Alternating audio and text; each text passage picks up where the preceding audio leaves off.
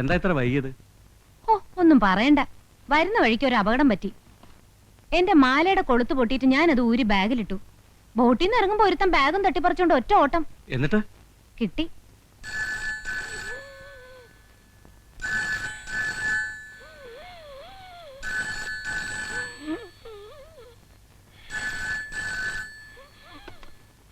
Hello, അതെ sir ജോലി തിരക്കിലാണല്ലോ. ഓ കൊടുക്കാം സാറേ.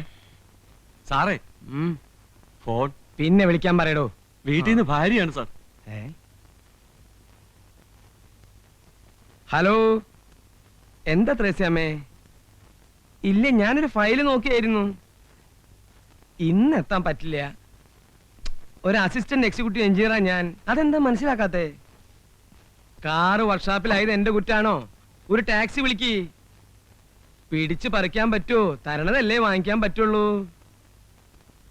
Wife wife wife. ഞങ്ങള് കോൺട്രാക്ടർമാരെ ഇങ്ങനെ ഇട്ട് പിഴിയരുത് സാറേ. ഞാൻ പിഴിഞ്ഞില്ലല്ലോ. പിന്നെന്തിനാ എന്നിട്ട് ഇങ്ങനെ കുരങ്ങളിപ്പിക്കണേ? മനസ്സിലായില്ല. കുരങ്ങ് നിങ്ങളെ കളിപ്പിക്കുന്നോ അതോ നിങ്ങൾ കുരങ്ങനെ കളിപ്പിക്കുന്നോ? ആ കുരങ്ങന്നെ പാമ്പിനെ പിടിച്ച പോലെയായി. ഒന്നുകിൽ കുരങ്ങി ആവണം, അല്ലെങ്കിൽ ഞാൻ ചാവണം. കഥ മനസ്സിലായി, പക്ഷെ കാര്യം മനസ്സിലായില്ല. നിങ്ങളുടെ പുതിയൊരു എ ഇല്ലേ, ഒരു മൊഷടൻ. അയാളുടെ ഉദ്ദേശം എന്താ? കോൺട്രാക്ടർമാരെ നശിപ്പിക്കണമെന്നാ. എല്ലാവരും കൂടി ഒത്തുകളിക്കായിരിക്കും അല്ലേ? അയാൾക്ക് ഇൻസ്പെക്ഷൻ നടത്തണ്ടേ? നടത്തിക്കോട്ടെ. ചുക്കിനും ചുണ്ണാമ്പിനും ഒക്കെ കയറി ഇടപെടണം വെച്ചാ. ഞങ്ങൾ വെയിലുള്ളത് പുണ്യത്തിനൊന്നും അല്ല. കാണേണ്ടവരൊക്കെ കാണേണ്ട പോലെ കാണുന്നുണ്ട് ഇല്ലേ? അത് പോട്ടെ. എന്താ അയാൾ പറയണേ? ഞങ്ങളുടെ പണികൾക്ക് തൃപ്തികരല്ലാത്രേ.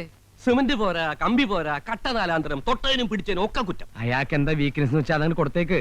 കള്ള് വേണ്ട, കാശ് വേണ്ട, പെണ്ണ് വേണ്ട. വീക്ക്നെസ് എന്താണെന്ന് ചോദിച്ചു. മ്യൂസിക്കാണത്രേ മ്യൂസിക്.